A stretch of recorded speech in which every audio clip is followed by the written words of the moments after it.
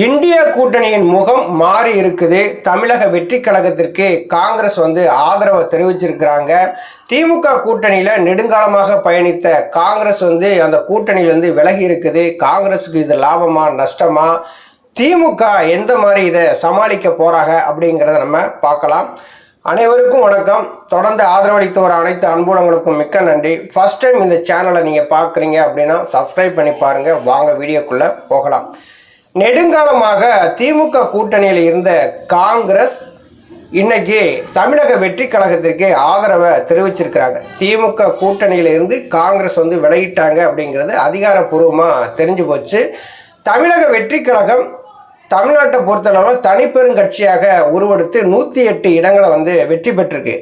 ஆட்சி அமைக்கணும், அது அறுதி பெரும்பான்மையை நிரூபிக்கணும் அப்படின்னா 118 இடங்கள் வேணும். அப்படி இல்லை, ஆட்சி அமைச்ச பின்னாடி இது நம்பிக்கை வாக்கெடுப்பு நடத்தினாங்க அப்படின்னா தமிழக வெற்றி கழகம் தோத்து போயிடும். அப்போ மீண்டும் ஒரு எலெக்ஷன் வர வேண்டிய சூழல் ஏற்படும். காங்கிரஸ் என்ன பண்ணாங்க, உங்களுக்கு நாங்கள் ஆதரவு தருகிறோம் அப்படின்னு இன்னைக்கு அதிகாரப்பூர்வமாகவே அறிவிப்பை வெளியிட்டாங்க. நிபந்தனையோடு தான் அந்த அறிவிப்பையுமே வெளியிட்டிருக்கிறாங்க. வகுப்புவாத சக்திகளோடு நீங்கள் கூட்டணி வைக்கக்கூடாது அப்படிங்கிற அந்த நிபந்தனையோடு தான் தமிழக வெற்றி கழகத்துக்கு ஆதரவு கொடுத்துருந்தாங்க. நேற்று தமிழக வெற்றி கழகம் காங்கிரஸுக்கு எங்களுக்கு ஆதரவு கொடுங்க அப்படின்னு சொல்லி கேட்டும் இருந்திருந்தாங்க. ஆனால் திமுக கூட்டணியில் நெடுங்காலமாக பயணித்தவங்க, இது மன்மோகன் சிங் 10 ஆண்டு காலம் ஆட்சியில் இருக்கும்போது ஆட்சி அதிகாரத்தில் திமுகவும் இருந்தது. தொடர்ந்து திமுகவோடு கூட்டணியில் இருந்த காங்கிரஸ் இன்னைக்கு தமிழ்நாட்டில் அரசியல் செய்யணும் அப்படிங்கிறதுக்காக தமிழக வெற்றி கழகத்தோடு கூட்டணி வச்சுட்டு இருக்காங்க. இந்த கூட்டணி வைக்கிறதுனால காங்கிரஸ்க்கு ஏதாவது ஒரு பாதிப்பு ஏற்படுமா அப்படின்னா, தமிழ்நாட்டை பொறுத்தளவில் இந்த 5 இடங்கள் இருக்கு இல்லையா காங்கிரஸுக்கு, அவங்க ஆதரவு கொடுக்குறாங்க அப்படின்னா ஏதாவது ஒரு மினிஸ்டர் போஸ்ட் தமிழக வெற்றி கழகத்திலிருந்து கிடைக்கும். அதை வச்சு தமிழகத்தில் நாங்களும் கூட்டணி ஆட்சியில் இருக்கோம் அப்படின்னு சொல்லிக்கிறலாமே தவிர, மத்தியில் இந்தியா கூட்டணி அப்படின்னு ஒன்று உருவாகினாங்க இல்லையா, அதனுடைய முகமே இன்னைக்கு மாறி போச்சு. 2016, 2019, 2021, 2024 அது இடையிலேயே நடந்த இது உள்ளாட்சி தேர்தல்கள், இப்போ நடந்த 2026 சட்டசபை தேர்தல், எல்லா தேர்தலுமே காங்கிரஸ் திமுகவோடு தான் கூட்டணி வச்சு தேர்தலை சந்திச்சாங்க. இடஒதுக்கீடு செஞ்சு அதுக்கான இது காங்கிரஸுக்கு கொடுக்க வேண்டிய மரியாதையும் திமுக கொடுத்தாங்க. இப்போ 2026 சட்டசபை தேர்தலோட காங்கிரஸுக்கு 28 இடங்கள் கொடுத்தாங்க. அந்த 28 இடங்களில் 5 இடங்களில் தான் இது காங்கிரஸை வெற்றி பெற முடிஞ்சு.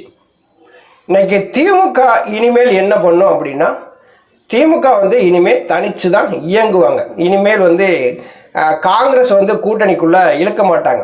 காங்கிரஸ் என்ன நினைக்கிறாங்க, 2029 பாராளுமன்ற தேர்தலில் தமிழ்நாட்டிலிருந்து நம்ம பெரும்பாரியான எம்பிக்களை கொண்டு போகணும் அப்படிங்கிற அந்த நினைப்போடு இப்பவுமே கூட்டணி உறுதிப்படுத்துகிறாங்க. பாராளுமன்ற தேர்தலுக்கான அந்த தொகுதி வரையறைன்னு ஒன்று இப்போ கொண்டு வந்திருக்காங்க இல்லையா, தொகுதிகளை அதிகப்படுத்துறது. அதில் தமிழ்நாட்டில் ஏற்கனவே 39 தொகுதிகள் இருக்குது. மிஞ்சி போனால் ஒரு 20 தொகுதிகள் சேர்த்து 59 தொகுதிகளை கொண்டு வருவாங்க. அப்போ 2029 பாராளுமன்ற தேர்தலில் விஜயோட கூட்டணி வச்சோம்னா நம்ம அதிகமான எம்பிக்களை இங்கேருந்து நம்ம கொண்டு போகணும் அப்படிங்கிற நினைப்போடு தான் இன்னைக்கு சட்டசபை தேர்தலில் பெரும்பான்மையை நிரூபிக்க முடியாத தமிழக வெற்றி கழகத்துக்கு நிபந்தனையோடு ஆதரவை கொடுத்துருக்குறாங்க. தமிழ்நாட்டினுடைய அரசியலை கொஞ்சம் கூட காங்கிரஸ் யோசிக்கவே இல்லை, ஆனால் கொடுத்துட்டாங்க. விஜய் ஒரு தனிப்பெரும் கட்சியாக உருவெடுத்து வந்துட்டாரு. இனிமேல் அவர் கூட தான் நம்ம அரசியல் அப்படின்னு சொல்லி இப்போ திமுகவை ஒட்டிக்கிட்டு இருந்த காங்கிரஸ் இன்னைக்கு தமிழக வெற்றி கழகத்தை நோக்கி நகர்ந்துருச்சு. மதச்சார்பற்ற ஒரு கூட்டணியை உருவாக்கி தான் ஆட்சி அமையணும் அப்படிங்கிறதுல காங்கிரஸ் குறியாக இருந்தாங்க. அதற்கான ஒரு தீர்மானத்தையும் பொறுத்து அதிகாரப்பூர்வமாக அறிவிப்பை வெளியிட்டாங்க. இப்போ காங்கிரஸ் மத்தியில் என்ன ஒரு பிரச்சனைகள் ஏற்படும் அப்படின்னா, இன்னைக்கு பிஜேபி ஏதாவது ஒன்று பாஸ் பண்ணுறாங்க அப்படின்னா அதற்கு மாநிலங்களவையில் ஒரு ஆதரவு தேவைப்படும். தமிழ்நாட்டில் திமுக கூட்டணியிலிருந்து விலகின காங்கிரஸ் தமிழக வெற்றி கழகத்தோடு இணைஞ்சிருக்கு அப்படின்னா தமிழக வெற்றி கழகத்திற்கு மாநிலங்களவையில் ஒரு உறுப்பினர் கூட கிடையாது. இப்போ ஆரம்பித்த கட்சி, இப்போ தான் முதலமைச்சராகவே வரப்போகிறாரு விஜய் அவர்கள்.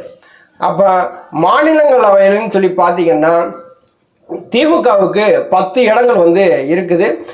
இதே பாராளுமன்றம் அப்படின்னு எடுத்திங்கன்னா 22 இடங்கள் வந்து இருக்குது. இப்போ அந்த 10 இடங்கள் மாநிலங்களவையில் நீங்கள் கொண்டு வர்றாங்க அப்படின்னா, ஏதோ ஒரு பில் பாஸ் பண்ணி அதில் வந்து மெஜாரிட்டி நிரூபிக்கணும்னு சொல்லி கொண்டு வந்தாங்கன்னா, அந்த 10 திமுகவினரும் வந்து இனிமேல் காங்கிரஸுக்கு வந்து ஆதரவு கொடுக்க மாட்டாங்க. அதாவது இந்தியா கூட்டணியுடைய முகமே வந்து மாறி போகுதுங்க. மத்தியில் வந்து யார் வந்து இனிமேல் வந்து காங்கிரஸை வந்து ஒரு மதிப்பாங்க? கொஞ்சம் யோசிச்சு பாருங்க. தமிழ்நாட்டு அரசியல் மட்டும் பார்த்த காங்கிரஸ் மத்தியில் இருக்கக்கூடிய அரசியலை அவங்க பார்க்க மறந்துட்டாங்க. தற்போது நம்ம வந்து தமிழக வெற்றி கழகத்தோடு கூட்டணி வச்சா போதும், அவங்களோடு வந்து ஆட்சி அதிகாரத்தில் பங்கெடுத்தா போதும் சொல்லி ஒரு முடிவை எடுத்திருக்காங்க. அப்படின்னா ராகுல் காந்தியினுடைய முடிவு இது தவறான முடிவாக தான் இருக்குது. இன்னைக்கு புதிதாக ஆரம்பிக்கப்பட்ட கட்சி தனிப்பெரும் கட்சியாக தமிழக வெற்றி கழகம் தமிழ்நாட்டில் வந்து ஆட்சி அமைக்க போகுது. அதில் எந்த விதமான மாற்று கருத்துமே கிடையாது. ஆட்சி அமைக்கட்டும், அவங்களுடைய அதிகாரங்களை வந்து இது செலுத்தட்டும், 5 ஆண்டுகள் வந்து நிலையான ஒரு ஆட்சியை கொடுக்கட்டும். அதில் அதை வந்து எல்லாருமே வந்து வரவேற்கிறாங்க. ஆனால் ஒரு கூட்டணியில் இருந்து விலகி இன்னொரு கூட்டணிக்கு போகிறாங்க அப்படின்னா தமிழ்நாட்டினுடைய அரசியலை பார்க்க தெரிஞ்ச காங்கிரஸ் மத்தியில் இருக்கக்கூடிய அரசியலை பார்க்க மறந்துட்டாங்க. பாராளுமன்றத்தில் ராகுல் காந்தி எதிர்க்கட்சி தலைவராக இருந்தாலும் திமுகவுக்கு 22 இடங்கள் வந்து இருக்குது. நாளைக்கு எந்த ஒரு செயல்கள் வந்து பிஜேபியினர் செஞ்சாலும் திமுக வந்து காங்கிரஸ்க்கு ஆதரவாக செயல்படாது. இந்த இடத்துல ராகுல் காந்தி அவர்களும் கட்சியினுடைய தலைவர் கார்கே அவர்களும் ஒரு தவறான ஒரு முடிவை எடுத்துட்டாங்க அப்படிங்கிற மாதிரி தான் தெரியுது. தொடர்ந்து கூட்டணியில் இருந்து வந்த காங்கிரஸ் இன்னைக்கு திமுக விட்டு திடீர்னு வந்து ஆட்சி அதிகாரத்துக்காக இன்னொரு கட்சியை நோக்கி நகர்றாங்க. அப்படின்னா இவங்களோடு இனிமேல் கூட்டணி வைக்க தேவையில்லை அப்படின்னு சொல்லி திமுகவும் வந்து ஒதுங்க ஆரம்பிச்சிட்டாங்க. அதை இந்தியா கூட்டணியுடைய முகம் வந்து மாறுது. எப்படின்னா இந்தியா கூட்டணி அப்படின்னு வந்து சொன்னீங்கன்னா தமிழ்நாட்டை பொறுத்தளவில் திமுக தான். அந்த திமுகவோடு தான் காங்கிரஸ் வந்து இத்தனை வருஷ காலமாக வந்து தோளில் ஏறி சவாரி செஞ்சுட்டு இருந்தாங்க. ஆனால் இன்னைக்கு திமுகவுக்கு பதிலாக தமிழக வெற்றி கழகம் மீது வந்து தோளில் ஏறி சவாரி செய்ய ஆரம்பிச்சிட்டாங்க. திமுக காங்கிரஸ் 2 பேருக்குமான இந்த 2026 அந்த சட்டசபை தேர்தலுக்கான அந்த தொகுதி ஒதுக்கீடுலேயே வந்து மிகப்பெரிய ஒரு பிரச்சனைகள் வந்து ஏற்பட்டது. பெரும்பாலும் திமுகவுக்கு கொடுத்த 28 தொகுதிகளில் குறைத்து கொடுத்திருந்தா கூட திமுக வந்து இன்னும் கூடுதலான சீட்டுகள் கிடைச்சிருக்கும் அப்படின்னு சொல்லி நிர்வாகிகள் வந்து பேச ஆரம்பிச்சுட்டாங்க. திடீர்னு திமுகவிலிருந்து காங்கிரஸ் விலகி போவது யாருக்கு நஷ்டம் அப்படின்னா காங்கிரஸுக்கு தான் நஷ்டம். இது திமுகவுக்கு எந்த விதமான இழப்புமே வந்து கிடையாது. அவர்கள் நம்பி இன்னும் வந்து கூட்டணியை நோக்கி இன்னும் கட்சிகள் இழுத்துட்டு அவங்க அரசியல் செய்ய ஆரம்பிச்சிருவாங்க. திமுகங்கிறது ஒரு கட்டமைப்புள்ள ஒரு கட்சிகளாக தான் இருக்குது. இப்போ சரவணன்கிற ஒரு திமுகவை சார்ந்தவர் சொல்கிறாரு, இன்னைக்கு வந்து தென் மாவட்டங்களில் அவங்க வெற்றி பெற்றிருக்காங்க அப்படின்னா அந்த இடங்கள்லாம் வந்து திமுகவினர் தான் பூத் ஏஜெண்டாகவே இருந்தாங்க, ஒரு காங்கிரஸ்காரர் கூட பார்க்க முடியல அப்படின்னு வந்து சொன்னாங்க. இப்போ அரசியல் ரீதியாக 2 பேரும் எப்படி பேசிக்கிடுவாங்க அப்படின்னா எங்கள் வாக்குகளும் உங்களுக்கு வந்திருக்கு, உங்களுடைய வாக்குகளும் எங்களுக்கு வந்திருக்கு, அதனால் வந்து நாங்கள் ஒரு சுதந்திரமாக எங்களோட முடிவை எடுத்திருக்கோம் அப்படின்னு சொல்லி காங்கிரஸ்காரர்கள் வந்து சொன்னாலும் திமுகவுடைய கூட்டணியிலிருந்து காங்கிரஸ் விலகி போவது மிகப்பெரிய ஒரு அப்பத்தம். அவங்களுக்கான அரசியல் வளர்ச்சி இங்கே தமிழ்நாட்டில் இனிமேல் எடுபடாது அப்படிங்கிறது தெளிவாக தெரியுது. ஏன் சொல்கிறேன் அப்படின்னா எல்லாரும் சொல்லுவாங்க தமிழக வெற்றி கழகம் தனிப்பெரும்பான்மையோட ஆட்சி அமைச்சிருது, காங்கிரஸ் வந்து அவங்களோட கூட்டணி சேர்ந்துருச்சு, இப்போ தமிழ்நாட்டில் இருந்து நிறைய எம்பிக்களை வந்து கொண்டு போகலாம்ல அப்படின்னு வந்து கேட்டாலுமே தொடர்ந்து திமுக காங்கிரஸ் கூட்டணி அப்படிங்கிறது இணை பிரியாமல் வந்து இருந்தது. அந்த கூட்டணி திடீர்னு முறியும் போது என்னாகும் அப்படின்னா இன்னும் வந்து 2029 தேர்தல் நடக்குது. இன்னைக்கு மத்தியில் வந்து பிஜேபி வந்து ஆட்சி செய்யுது. ஏதாவது ஒரு வகையில் ஏதாவது ஒரு பில் பாஸ் பண்ணணும் அப்படிங்கும்போது திமுகவுடைய ஆதரவு காங்கிரஸுக்கு வந்து கிடைக்காது. ஆனால் இந்த இடத்துல தமிழ்நாட்டினுடைய காங்கிரஸ் எடுத்த முடிவு தவறாக தான் இருக்குது. மத்தியில் ராகுல் காந்தி அவர்களுமே ஒரு தவறான முடிவு வந்து எடுத்திருக்கிறாங்க அப்படிங்கிறது தெளிவாக தெரியுது. திராவிட கட்சிகளை நம்பி தான் இன்னைக்கு வந்து காங்கிரஸ் இருந்தது. அதிமுக திமுகன்னு சொல்லி மாறி மாறி காங்கிரஸ் வந்து கூட்டணி வச்ச கட்சி தான். இப்போ வந்து அதிமுகவை தவிர்த்து திமுகவோடு நெடுங்காலமாக வந்து கூட்டணியில் இருந்தாங்க.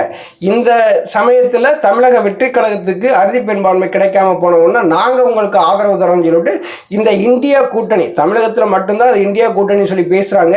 திமுக கூட்டணியிலேருந்து அப்படியே ஜம்ப் ஆகி இன்னைக்கு வந்து விஜயை நோக்கி நகர்ந்துருக்கிறாங்க. 2029 வரைக்குமே வந்து இருக்குது. அதற்குள்ள காங்கிரஸ் என்ன நிலைப்பாடுகளை எடுக்க போகிறாங்க அப்படிங்கிறது தான் நம்ம பொறுத்திருந்து பார்க்கணும். காங்கிரஸ் நினச்சிக்கிட்டு இருந்தது நடந்துருச்சு. எப்படின்னா, தனிப்பெரும்பான்மையோடு ஏதாவது ஒரு கட்சி வந்து ஆட்சி அமைக்க முடியாத ஒரு சூழல் ஏற்பட்டது அப்படின்னா நம்மளுடைய ஆதரவை கொடுத்து நமக்கு ஆட்சி அதிகாரத்தில் பங்கு கேட்கணும்னு சொல்லிவிட்டு ஒரு நிலைப்பாட்டில் அவங்க இருந்தாங்க. அதே தான் மாணிக்கம் தாகூரும் வந்து அந்த இது தொகுதி ஒதுக்கிடும் போதும் வந்து பேசினாங்க. கூட்டணி ஆட்சியை பற்றி பேசுங்க அப்படின்னு சொல்லி அவரும் தொடர்ந்து வலியுறுத்தினார். அது இப்போது தமிழக வெற்றி கழகம் மூலம் அது நிறைவேறிடுச்சு. ஆனால் ராகுல் காந்தி அவர்கள் எடுத்த முடிவாக இருந்தாலும் சரிதான், தமிழ்நாட்டினுடைய காங்கிரஸுக்காரர்கள் எடுத்த முடிவாக இருந்தாலும் சரிதான், இந்த முடிவு எதை நோக்கி நகரப்போகிறது அப்படின்னா இன்னும் 2029 வரைக்குமே வந்து காங்கிரஸுக்கு நஷ்டம்தான். திமுக அதை பற்றி கவலைப்பட மாட்டாங்க. அவங்க வந்து அவங்களுடைய வேலையை பார்க்க ஆரம்பிச்சுருவாங்க. நன்றி, வணக்கம்.